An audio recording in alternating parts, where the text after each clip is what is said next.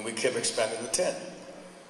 When I ran in 1984, the threshold was around 30 to 40%, a way of locking people out. We reduced the threshold to 15%. Then got something called proportional voting, that you get your share of votes, not winner take all. If you had winner take all, the old system, before the 84 campaign, if Hillary wins Texas, California, Ohio, Pennsylvania, New York by narrow margin, she's the winner.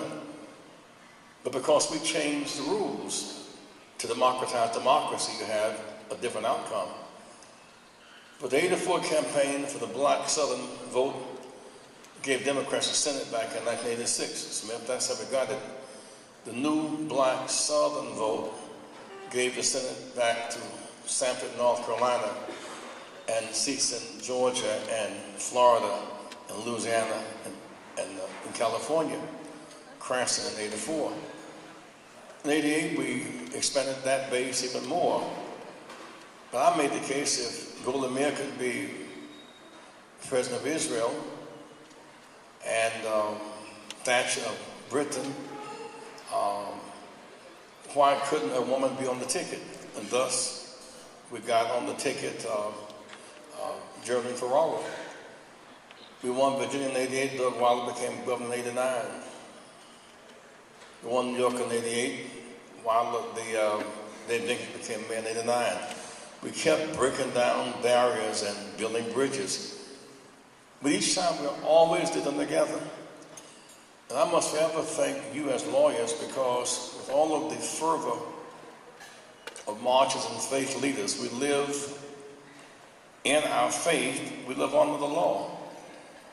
Had you not challenged the law, in some instances changed the law, no matter what we did, we could not move. We had faith in slavery time, but until the law changed, we couldn't walk up the plantation.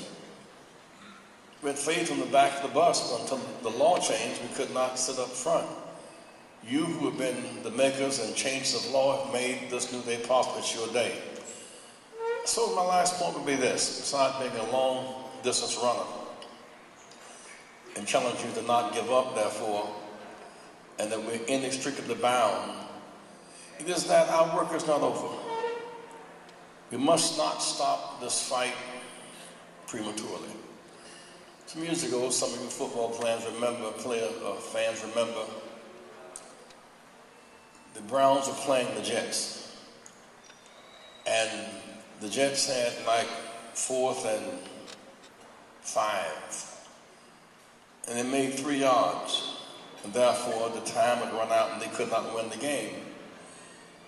And one of the Browns players took his helmet off and threw it in the air and celebrated. And that was a foul. And the whistle was blown, and the Jets got the ball back to 15 yards and won the game because he celebrated before the game was over. We have had this glorious celebration last year in our politics, but it's too early to shout. Because we have a fierce right wing that would make the case that DNA cannot be used as a right, as evidence to free somebody in jail who's been wrongfully convicted. A fierce right wing that fights for the right to make assault weapons available on our streets. We've lost 5,000 soldiers in Iraq in 6 years. We lose 30,000 a year to gun violence in American streets. 100,000 are injured a year. That's a health care cost. We lose more lives a year than Americans lose in Iraq by 6 times in 6 years. And so we have a fierce battle to fight.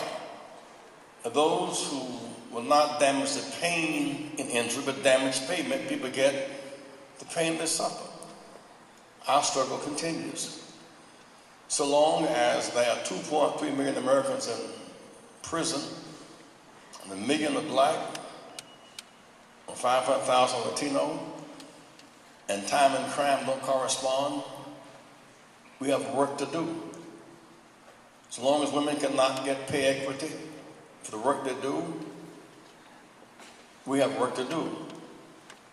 As long as we see what happened in Boston just this past week, how tenuous our victories are and how deep our fears run, we have work to do. I urge you to support our effort in Rainbow Push. We have a PAC, Keep Hope Alive PAC. And I've asked Brother Romanucci to help us with this, and he is, Brother Smith. We're going back south. We have some deep battles to fight in the coming year.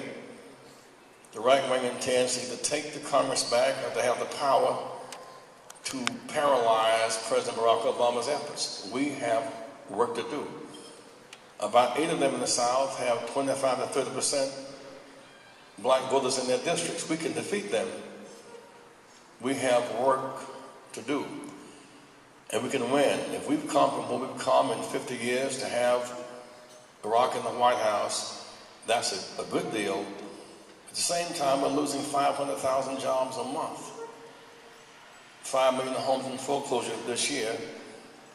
$100 billion in student loan debt. Now $700 billion. I ask you one question as I close. How many of you have a student loan debt? Raise your hand. A student loan debt. Raise your hand real high. What's astonishing to me, and I raise that only for this reason, that we've gone from grants to loans. We've gone from seeing education as an investment to education as a commodity. And good minds can't stay and come out of school with a guaranteed debt without a guaranteed job. Good students come out of law school cannot afford the public interest law. They come out $150,000 in debt. And the married classmate, $300,000 in debt and compounded interest. We have work to do. I need you. And you need our work together as a coalition to fight this fight. The good news is we live in a great country. And we've been so blessed.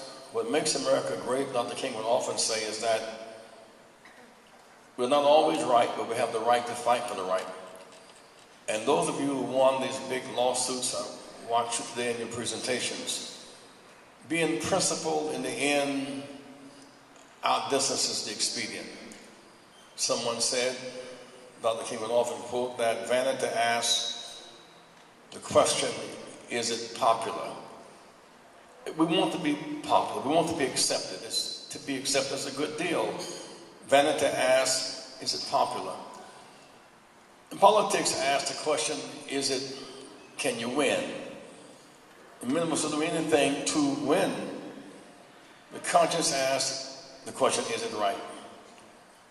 It may need to be popular, not politics, but if it's right, is the ultimate and the haunting question.